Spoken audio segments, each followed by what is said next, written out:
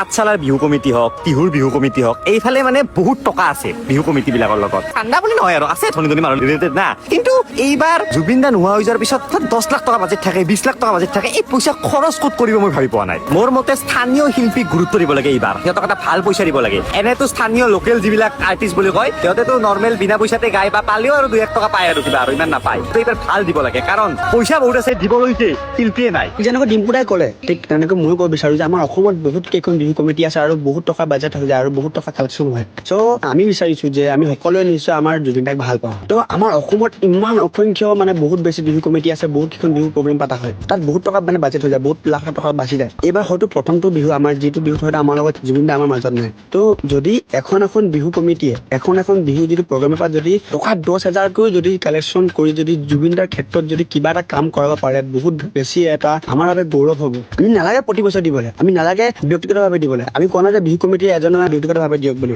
এই কালেকশ্যন কৰা টকাবোৰতো সকলো ৰাইজৰ পৰা তোলা হয়, ৰাইজৰ পৰাই মানে কালেকশ্যন কৰা হয়। তো এখন বিহু কমিটিয়ে যদি টকা 5,000কৈ ধৰি লৈছোঁ, 5,000কৈ যদি দিয়া হয়, বহুত টকা জমা হ'ব আৰু জুবিন দাৰ ক্ষেত্ৰত বহুতখিনি সহায় হ'ব। আমি কোনো নোৱাৰোঁ মানে ব্যক্তিগতভাৱে দিবলৈ, ময়ো নোৱাৰোঁ বা তেওঁ নোৱাৰিব পাৰে, কিন্তু হয়তো আমি সকলোৱে মানে মিলি কিনি এখন বিহু কমিটিৰ ফালৰ পৰা যদি আমি যদি কালেকশ্যনবোৰ যদি 5,000কৈ যদি আমি অসমৰ প্ৰত্যেকখন বিহু কমিটি যদি দিব পাৰোঁ, জুবিন দাৰ ক্ষেত্ৰত কিবা নহয় কিবা এটা কাম আগবাঢ়িব। এয়া আমাৰ বাবে গৌৰৱ হ'ব যে আমি বিহু কমিটিয়ে দিছোঁ বুলি জুবিন দাৰ নামত। আমি সকলোৱে ভাল পাওঁ, আমি সকলোৱে বিচাৰোঁ যে জুবিন দাৰ ক্ষেত্ৰত ডাঙৰ হওক, ভাল হওক, কিন্তু কেনেকৈ হ'ব যদি আমাৰ ফালৰ পৰা আমি যদি কৰিব নোৱাৰোঁ। প্ৰত্যেকখন বিহু কমিটি আলোচনা কৰক, যাতে টকা 5,000কৈ বা 10,000কৈ হ'লেও জুবিন দাৰ নামত তেওঁ কিবা এটা আগবঢ়াওক, মানে জুবিন ক্ষেত্ৰতো আমি সকলোৱে চাব পাৰোঁ ভালকৈ। তাৰ বাবে কিবা এটা নহয় কিবা এটা মানে অৱদান আগবঢ়াওক। অহা বছৰৰ পৰা নালাগে, অহা বছৰৰ পৰা লাগে যিকৈ টকা পাব, কিন্তু এই বছৰ যিহেতু মানে প্ৰথম বিহু, এই বছৰ বিচাৰিছোঁ যে জুবিন দাৰ বাবে, জুবিন দাক সকলোৱে ভাল পায়। তো এখন বিহু কমিটি যদি 5,000কৈ যদি জমা কৰি যদি বা সকলোৱে যদি মানে কালেকশ্যন কৰি যদি দিব পাৰে, বহুতখিনি আগবাঢ়িব কাৰণে বা আমাৰ ফালৰ পৰা কিবা দিয়া বা আমাৰ অসমৰ গৌৰৱ তেওঁ। এবাৰ ভাবি চাব কথাটো, সঁচা কৈছোঁ নে মিছা কৈছোঁ। যদি পাৰে, যদি জুবিন দাৰ বাবে যদি সঁচা মৰম আছে, প্ৰত্যেকখন বিহু কমিটিয়ে টকা 5,000কৈ দিব পাৰিব, সেইটো কোনো ডাঙৰ কথা নহয়। ভাবি চাব এবাৰ আমাৰ সাৰ্থক জুবিনৰ বাবে।